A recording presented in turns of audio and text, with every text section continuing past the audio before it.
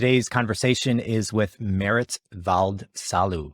She is the CEO and co-founder of Single.Earth. Single.Earth is a nature-backed economy to, quote, save the world. They're issuing tokens to landowners to create a incentive structure for owning land without destroying it for logging or farming or other purposes. They have Amazon rainforests in their economy. They have rainforests, or they have forests in Estonia and other parts of Europe. They are a team of about 70 people. They've raised about $8 million in VC funding. And we talked about specifically how they're doing what they're doing. What is the tokenomics or the incentives for creating a sustainable, regenerative forest token structure?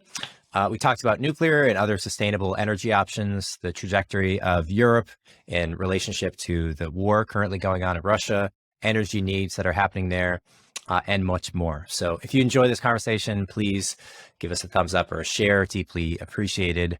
If you have suggestions for other guests, please send those over as well. Here is Merit Valdsalu. All right, Merit. Well, I'm excited to be chatting with you. I love what you're working on. Single.Earth is an initiative you started heading us down a direction of integrating cryptocurrency, token economics into the world of broadly like climate change. Let's start off by, can you tell me what the project is doing today and then what you guys hope to accomplish in the future? Hi, yeah, first of all, thanks so much for inviting me here. Very excited to be here to tell you more about what we do.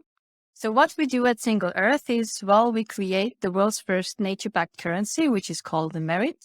But the currency is not directly backed by nature as an asset. It's actually minted based on the work nature does.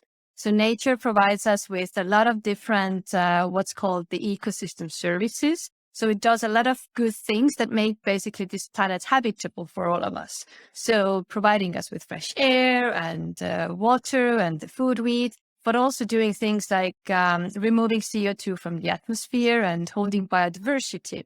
And these are all the things that nature does that we basically use to mint tokens based on. So these are the algorithms that we use to mint these tokens. We started doing that because we understood that, well, although we all depend on all these ecosystem services, none of these services have ever had a price, and nobody has ever paid for these services. And what we have been paying for instead is for destroying all of these services. So the only way how nature has been monetized until today has been as raw material. But we understood that if we want to give or assign nature a value outside of its like physical properties that we can see and feel in the nature, we actually need to somehow bring that to the digital world to create the value or represent the value that nature brings to the world besides the raw material properties. So that was kind of how it all started. It obviously started from a very small problem that we started solving for us. So here in Estonia, a lot of, basically half of Estonia is covered with forests. So it's a very small country, but we have a lot of forests here. And at some point, we started seeing more and more of these forests being cut down. And it caused a lot of debate in the society. Are we cutting down too much of our old forests? And is it destroying the biodiversity in the country and so on and so on? And then at some point, we understood that, well, we need to figure out a systematic way how to tackle that. Just saying to landowners, oh, please don't cut down your forest doesn't really work because, well, they have made a financial investment. They have purchased a forest, for example. They want to receive some money in return at some point for that. So we understood that we need to create new business models for landowners to create these incentives to keep their forest growing. And obviously, we quite soon realized that it's not just forests and it's not just Estonia. It's actually all kinds of land use all over the world that is currently only based on monetizing nature as raw material, whereas nature is doing so much more that hasn't had a price yet. And obviously, this is where Web3 and all this crypto space comes in, because this is allowing us to assign very easily value to things that haven't had financial value so far. And was this a concept that you came up with and you're sitting around thinking, okay, they're cutting down these forests? Like, what was the set of the logical arguments that you sort of went through in your head? Because I would certainly think that the means of collecting the data, motivating people to get paid in these tokens, like there's a lot of, humps to overcome, which we can talk about in a minute. But early on, was this a concept that you had iterated through a few times, or was it just something that kind of hit you? No, I think it took us like 2 years to come up with the entire concept because at first, well, we didn't start off as a crypto company. So we started actually as a startup. So we actually went to a hackathon. It was called The Future of Wood. So we started finding new ways how to value wood and all of that. At the very beginning, we knew that if we want to assign value to nature that hasn't been there, then blockchain makes a lot of sense. But at that time, we actually thought of this as a way just to have this data used as somehow as a database, basically, so that it's very traceable and it's easy to use, it's scalable and all of that. But at that point, it was actually the previous crypto winter back then. We didn't want to even say that we're using blockchain out loud. So we just started as a very simple concept. We can use tokens as a way how to account for the ecosystem services that nature does. And at the very beginning, we thought that we were just going to use it as a way how, basically in a similar way how today all these carbon credit systems work. Like we just quantify the amount of good things that nature does. And then at some point, a company is going to purchase that and we're going to burn the token. And that's it. That's kind of the entire business model. However, at some point, we understood that it doesn't really work like that. Well, it can work like that to some extent, but it's not going to solve the big problem. It's not going to help us to switch to a fully sustainable future that we actually need to achieve. And it's actually more complex than just, assigning value to nature. It's also thinking about who is actually going to buy the tokens and if the buyers today are enough to actually create this systematic change. So we understood that if we only think that businesses are the ones who are going to pay for fixing climate change and biodiversity loss, then we are probably wrong. They're not going to do that, mostly because they have a very certain amount of money that they can spend on projects like this. So if we want to get more financing into nature protection and fighting climate change and biodiversity loss, we need to come up with something that scales beyond just the business model of companies, just putting money somewhere to kind of compensate for their own wrongdoings. And then I think it was basically 2 years into building the company when we finally had the courage of actually starting to think about, well, we have this amazing way of tokenizing nature. We have the tokens. We have basically all the technological solutions already more or less implemented. Why don't we actually roll this out as an actual cryptocurrency? And once we kind of started thinking about that, because we just at some point wanted to expand the way how we can roll this out to a wider audience, we also understood that, well, this is going to add a new layer to what we're doing.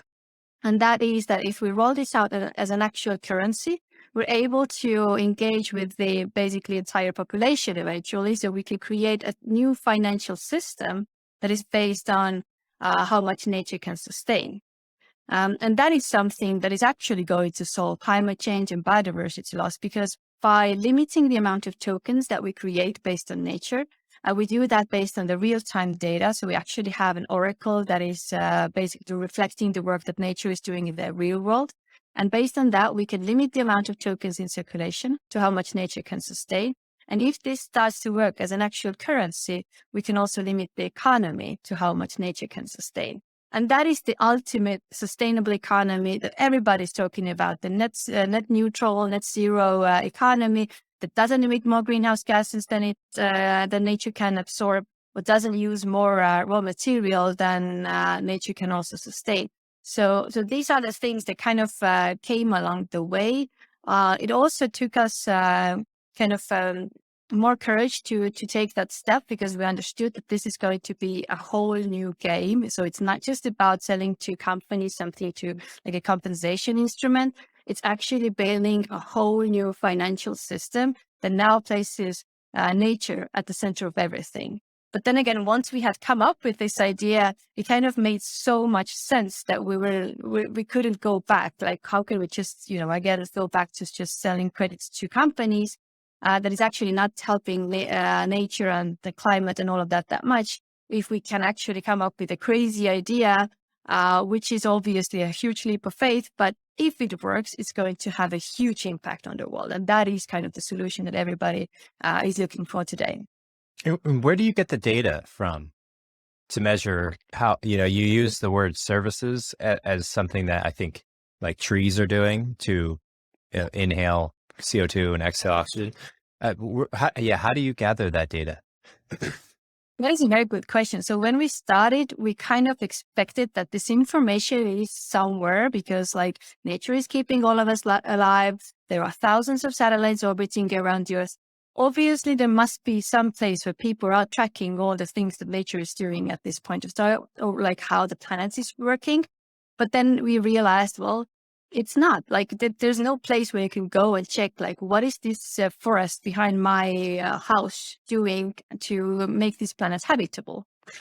And then we understood that if we want to build a very scalable system that is easily accessible to all landowners across the world, we need to start from that. We need to describe how nature works, and we need to describe that globally. So we had this very big scale as a vision at the very beginning. So we understood that, well, let's build a digital twin of the planet Earth. So there must be a way how to describe all of that and bring this information to the digital world.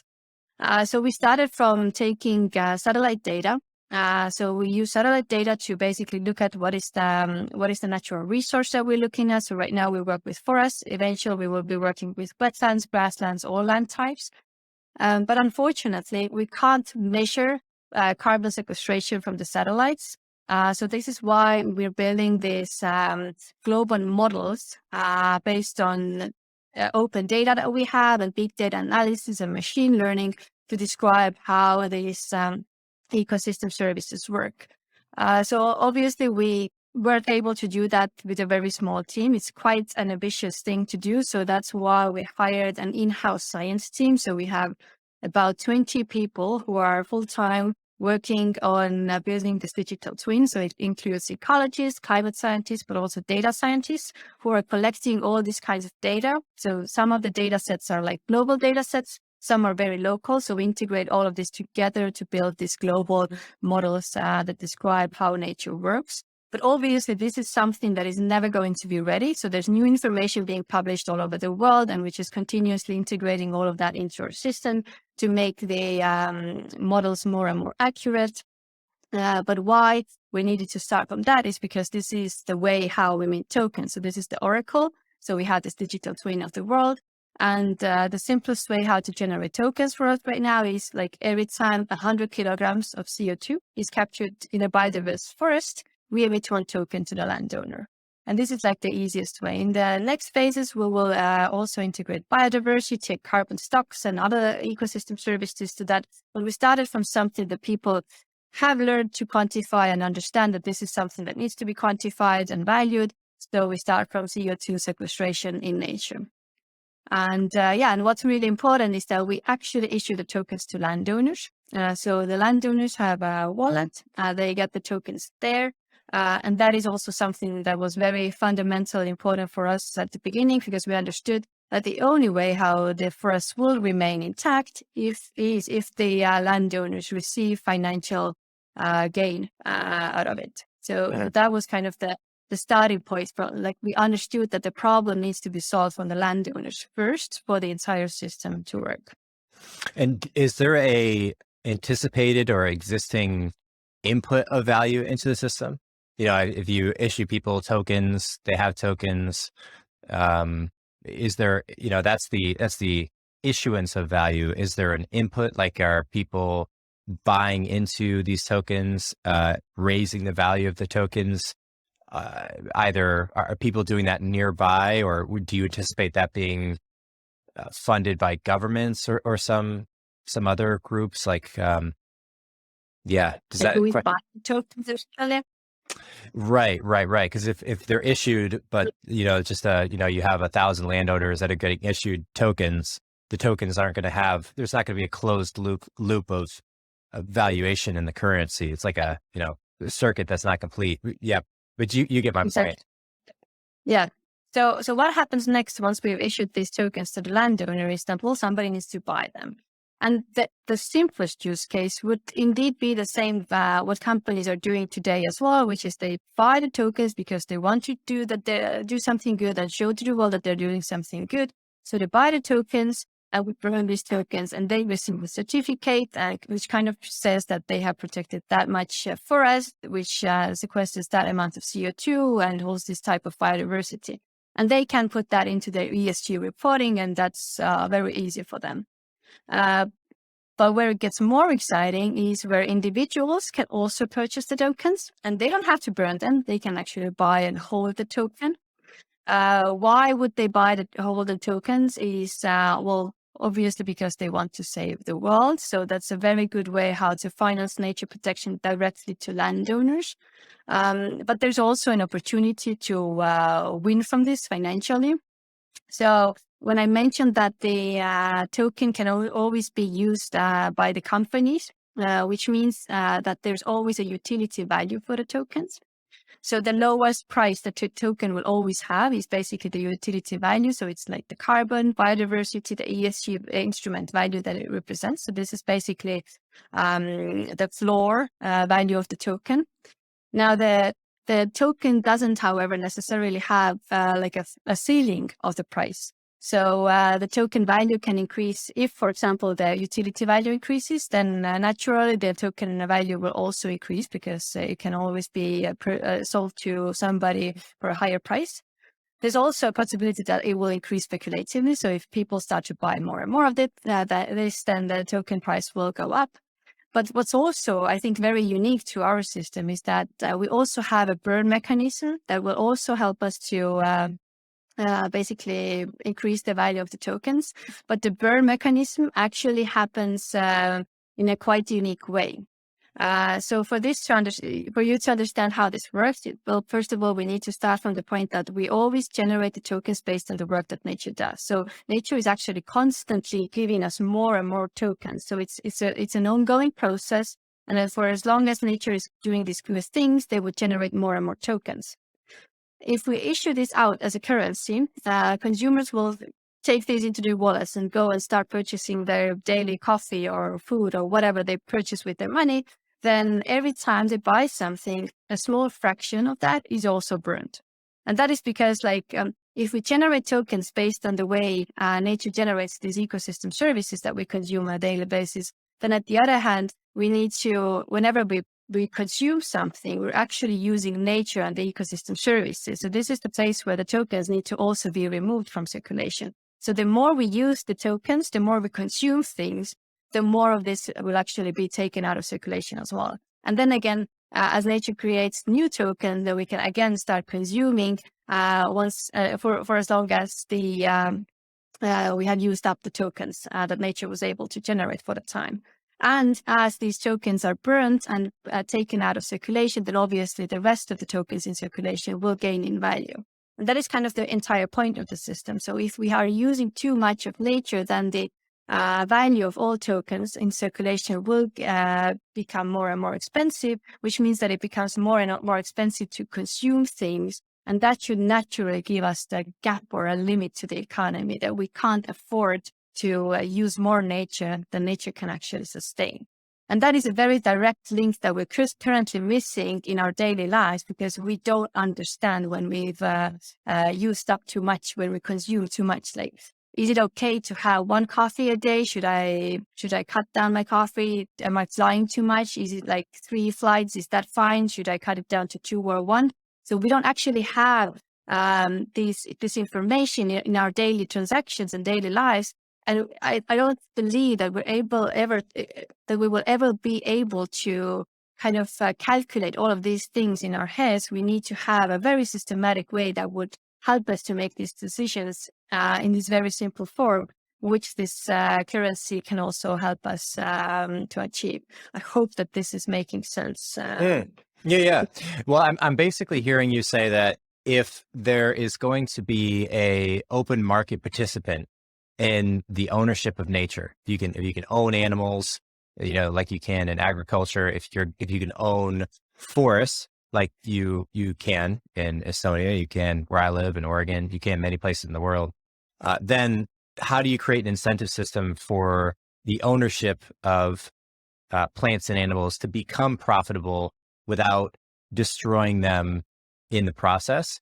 And I think there's a couple of things I want to highlight. One is there's this concept of the tragedy of the commons. Like you could picture this if you had 100 farmers, each one wants to produce the most possible yield they can every year. They also know they don't want to exploit the soil, but maybe they're all feeding off of the same river, right? So they want to use the most water they can individually, and if they use too much collectively, they use up all the water, and then no one can produce any crops. So there's usually that's the purpose of a coordinated, like a farmers guild. There's some centralized organization that says, okay, farmer X, you get this much water based on the size of your plot and so on. Like there's a coordinated, centralized effort for the distribution of limited resources. And that seems to be what we're doing as a species, right? We're pushing, we're not, for the most part, this is not a free market. We're not pursuing this aggressively in the free market because we could recognize that the power of the centralized governments possess in making declarations to preserve nature, or at least incentivizing negative taxation on utilizing like carbon credits, for instance. So I think there's two things. One, it seems like the centralized government approach is ban certain activities, like you can't dump waste in like Boston in Massachusetts, for instance, used to be disgusting. Like the harbor used to be gross. You couldn't go in it. That was like 50 years ago. They instituted local government policy on dumping and putting shit in the water. Now it's like you could almost drink out of the water. It's amazing. And so there's definitely examples of that all across the world. I tend to think, or I'm not sure I'm convinced, but it seems to me like if we really value our forests, then have them be protected by the government. There is no ownership of forests, and that should be the direction, as opposed to let's try to make forest ownership without cutting the trees down profitable. But that in some ways it doesn't square with your model. What's your reaction? Like, would you push for that direction too, or how do you sort of think of it? That's actually a very good question. So if I think of like the ownership structures around the world, they're so different. Unfortunately, I actually can't say that like with some type of ownership, the outcome for us is actually better. So there's a lot of government-owned forests around the world, which are destroyed basically at the same rate or even faster than some that are in private ownership. There's a huge pressure on local communities who are actually also using local governmental lands, but there's a huge pressure on them financially to still destroy nature. So I think there is something to kind of think about, like whether there is some connection between who owns the land. But I think the sad part, at least right now, is that governments don't always make the right decisions. Especially in terms of land ownership. I think at some point when there is an ideal government that kind of has the sustainability in mind, it might actually make sense. But right now, I think I don't know if there's any country that we could take as an example where they actually do everything right and nature is really truly valued for everything that it does. There are actually even examples from some of the rainforest owners we've been talking to in Brazil, who actually have shown us maps that I haven't checked, but according to them, they have like these maps where they compare illegal logging in governmentally owned lands and in private ownership, and where they make the statement that it's actually like more of the illegal logging is happening in the governmentally owned lands because they don't do so much nature protection, whereas private owners have a very high financial reason for protecting their forests. So there's no illegal logging there because they are literally physically protecting the forest there. So I think it's like, it depends a lot on the country. Unfortunately, the land ownership and the land management is like, it's so different across the world. So there is no unified system for that. So the one thing that we kind of have figured out that kind of connects all landowners, regardless of the type or geographic location, is, well, money. Well, everybody wants to receive some kind of return on that. So this is where we kind of hooked ourselves. So if that's the main driver of forest cover loss, whether it's due to forest industry or if it's due to the expansion of agriculture, it's still about like who pays more. If we are able to pay more for the to the landowner, then they are more likely to make the decision to keep the natural resources intact. And that is also something that we have learned during the process. So we started talking to landowners, and well, at first we had like this kind of fear that, well, how are we going to talk to like this big forestry industry people? They're probably going to laugh at us. And at some point we understood that, well, most landowners do not wake up in the morning thinking, oh yes, I want to cut down a forest today. They actually use this or see this as a business. If they're able to earn their money from somewhere else, they're actually very open to that. So yeah, I think it's a mix of different things. So the owner, how much they make money, and all of that, and how easy we make this for them. So yeah, and this is where technology is helping us a lot. So we try to make it as easy for them to make this alternative decision as possible. It seems like worst case scenario is the government protects the land, but they do a terrible job. So you have a massive black market of probably just terrible stewardship of the land. You know, they're going through destroying all the trees instead of, I was doing some research on this. Oregon, the state I live in, they allow a lot of logging, and there are certain rules, like you can't log 100 acres within a certain distance of another plot of land that had already been logged within 5 years. You have to leave like 10% of the trees standing. There's other things like that, but there's thoughtful consideration into the regeneration of the forest. I'm not claiming they're doing it right, but I do think that the government oversight in cooperation with private companies to enable like a regenerative, sustainable system makes the most sense to me. I see other examples of this, like in fire prevention in the Midwest or the West in the United States. Like fire is a really big deal, and there's a lot of infrastructure, buildings that have been built in really dense forest areas that have naturally occurring fires. And so when we put out fires all the time, of course, the underlying fuel builds up, the dead wood, and then you get these massive infernos that destroy the forest, because it's just not a naturally occurring phenomenon to have it be that hot and burn with that much fuel. So I think it's like the pendulum is swinging now to realizing, okay, we can't, if we put our emphasis on stopping the things that we don't want, like deforestation, the wildfires, if we want to stop it entirely, we're going to pay a massive price for that, because it's just going to come back and just the whole, like, there's just going to be massive repercussions on the negative side. So it's like the balance, like there has to be enough wood production for people to build houses, right? I mean, otherwise, like, what do we do without wood? There's all sorts of real, genuine foundational needs for wood. So I see it as a balance, and I wonder how it looks on the profitability of owning land without any forestation. Like, are you more on the side of you want to minimize logging as much as possible, or do you see kind of a happy equilibrium meeting the market? Or yeah, what's your thoughts on that? We actually allow two types of forest management. So if somebody wants to go in for full conservation, this is perfect. Like, they don't have to do anything. They can just earn the tokens by not doing anything. But there's also, like you mentioned, like people still need raw material as well. So we actually allow taking some raw material, but we only allow that with selective cutting. So that means that we can take out some of the trees there. But you have to keep the entire ecosystem there. So the ecosystem of the forest has to remain intact. And that is because there are like big problems that we're facing, which obviously one of them is climate change, and the carbon sequestration is really important to tackle that. But there's also other things such as the biodiversity loss, which is something that is, according to some scientists, even worse than climate change right now, and is threatening humans and the life on this planet at least as roughly as climate change.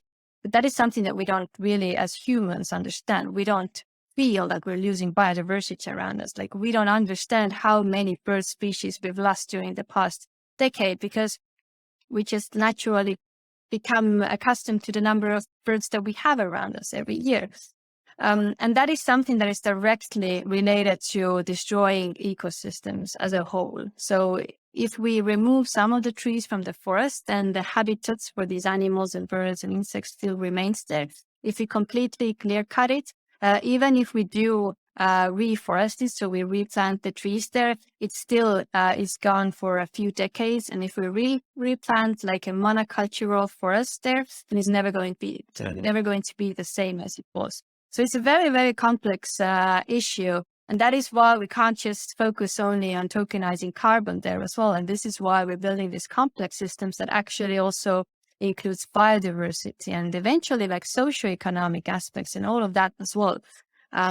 So yeah, it's something that we will continuously be working on to get like the fair value of nature, but also enabling humans to use some of the resources that it's providing us with, because that's also clearly a necessity. And how do you come up on climate change more generally speaking? Do you feel like we are, we're recording end of August 2020. Do you feel like, hey, if we put all the right, we drive electric cars, we tokenize forests, we're doing all the right things, we're on a good path? Are you more pessimistic? What's your general disposition?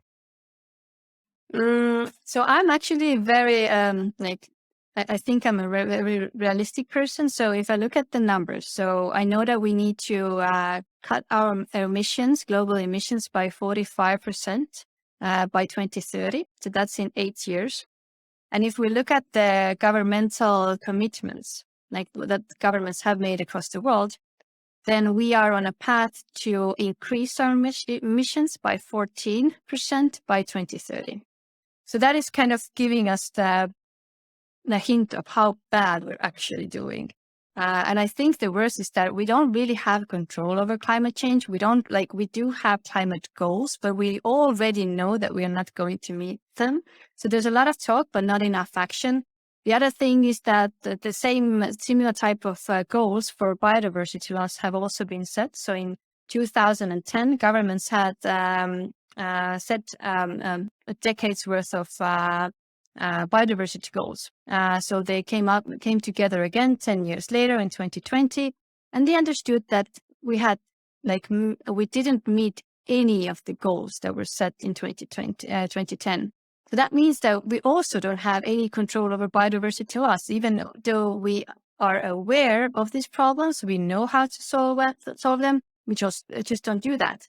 And I think what's even worse is that we are not able to meet any of the goals one by one. We don't even have a clear system of getting or fixing all of this as a systematic way. Like, we don't know how to rebuild our economy in a way that we would not end up at the same place again, or that we wouldn't, consume too much as we do right now every year. So this year, I think the World Overshoot Day, so the time when we had used too much of the natural resources, was, I think, in July. So we are already past that point. Everything that we consume today and tomorrow will be already too much.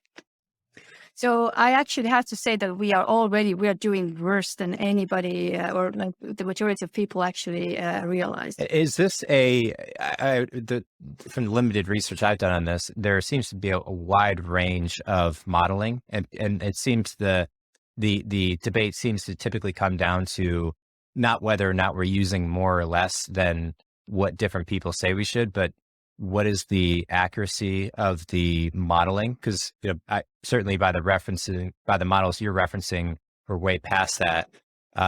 There seems to just be, and maybe that's just the best that we have with where we are today, is there's just a wide range of modeling.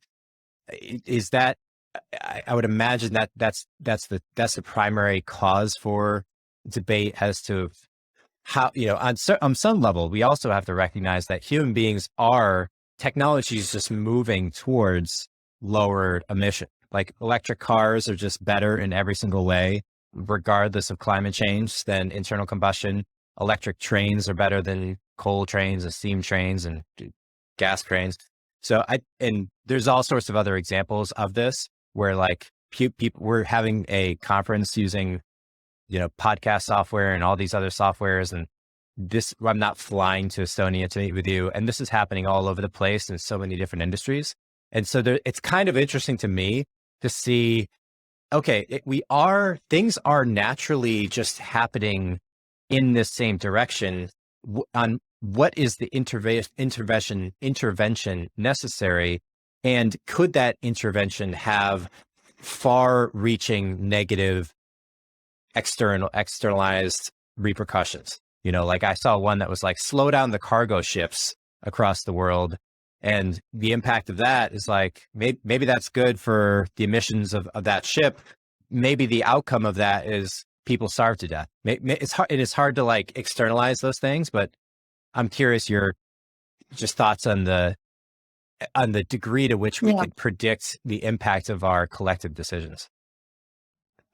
Yeah, I think that is something that has been holding us back a lot. So we debate a lot about the accounting, like who has to account for what, and we kind of a lot of the debate around this climate and carbon goals and ESG and everything is about like, are we accounting everything precisely? Can we actually claim that we made this impact? But eventually, I think we will be able to continue these discussions and just see the world collapse by the time. Instead of actually like we should be taking action right now. So I think that is like the most tragic part of what we are doing right now. So there's a lot of debate and discussions around something that has been very obvious for scientists for decades. So they have been telling the world about this for tens and tens of years. So I think it's kind of like more, we should be focusing a lot more on taking action than just discussing these things. And I think, unfortunately, I do believe that we're going to be forced to do some real changes to the way we live. So there are already very interesting things happening in the world. So there's obviously an energy crisis here in Europe, which is, of course, also due to the war that's happening and all of that. But the other day, I was reading about Kosovo, where the electricity consumption or energy consumption is already being controlled by the government. So every 6 hours, they switch off power just to make sure that there's enough for the next hour. So every 6 hours, they switch it off and then they turn it on again. And I have actually been wondering, like, at some point, there's going to be similar things happening because of climate change and biodiversity loss and all of that as well. So the more we delay our decisions today, the harsher all these later decisions will be. So at some point, maybe we have to switch off the power for some time just because we're not able to generate enough power. I think what's also interesting is that a lot of these technological solutions are actually there. They just haven't been scaled enough. They haven't received enough financing and funding to scale. We could debate about the reasons for that, but at some point, there's again no reason or like no point in debating around that. It's just like it is now time to make these right decisions because time is literally running out. Also, we're thinking about technology, like there's a lot of things that are already working today. And then a big part of all this climate action that we think that we're doing is actually hoping that some technology that has not been invented or is not working today will start to work at some point. And we kind of have placed our bets on that it will start to function. And you probably know that technology is not it doesn't always work like that. You can think that something might work, but eventually like 5 years later, you understand, well, it didn't work. So I think that's also something that we will see in the future. So some of the solutions we have been hoping that would work will prove that they will not work. So I unfortunately think that we are in a quite difficult position. And I think what's the most important part is that we all have to understand that nobody else is going to fix climate change and biodiversity loss and all of that for us. So it's going to be the entire humankind that's going to be involved in this, and it's going to take a lot from all of us. So we need to change our lifestyles until we don't have the technological solutions that help us to do everything sustainably. And this is kind of taking us back to what we're building with Single.Earth. So a system that would kind of inherently be sustainable, that would kind of help us to move into this very sustainable system where you can't consume more, and that will kind of be the basis of this really balanced life where we can use all of the ecosystem services, but not too much, because that's the only way we can continue on this planet. What percentage of power production, energy production, do you think should come from nuclear power generation? Oh, that's a good question. So nuclear power generation is actually a very good question. So that is something that I have had my doubts about. But looking at where we're heading, I think the biggest threat is not switching to nuclear at some point. So I think this is one of the technology that we should be implementing really fast. I think it should be one of the inside our renewable energy portfolio. I think this should definitely be there. And depending on the location, there could also be solar or wind power or hydro power. So all of these should be combined depending on the place. And I think nuclear is also a part of the solution. It's very scalable. It can be solving a lot of the energy questions in very many areas. So do you think like 90%? 95, 80? Possibly. Yeah. If we're able to get to that point, then possibly. So one of the things that we see here in Europe, where some of the countries are switching off the nuclear power plants, is that we see more and more of this biomass energy, which means that these forests are taken down, turned into pellets, and then burnt. Jesus, is that Germany? Among other things, Germany is switching off the plants, and there's a lot of countries that are actually using biomass, and it's actually what's the craziest part of that is that in the European Union, it's actually considered green energy.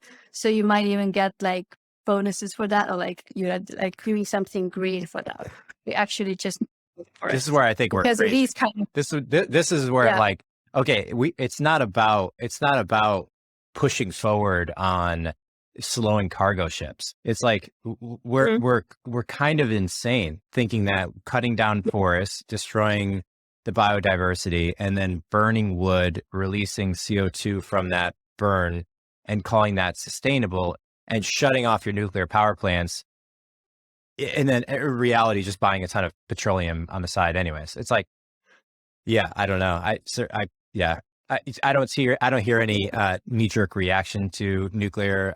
To me, it seems pretty black and white. It's like there's going to be a continued development of the technology. The technology is freaking amazing. Like a pellet this size is basically the amount of energy you need in your lifetime.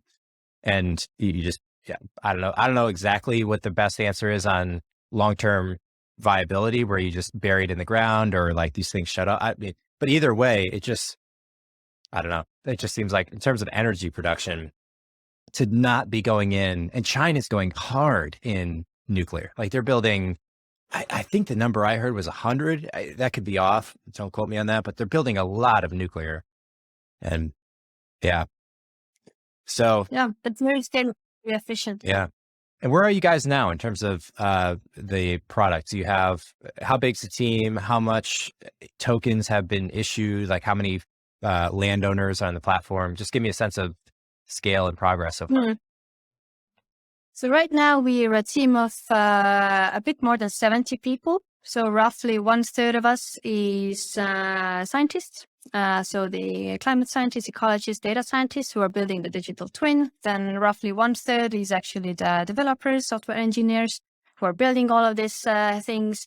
And then 1/3 is the business side. So the marketing, support, onboarding, all of that. We're also a licensed company here in Estonia. So we actually have this virtual asset service provider license. So we do all of this KYC and onboarding things that are required by the law.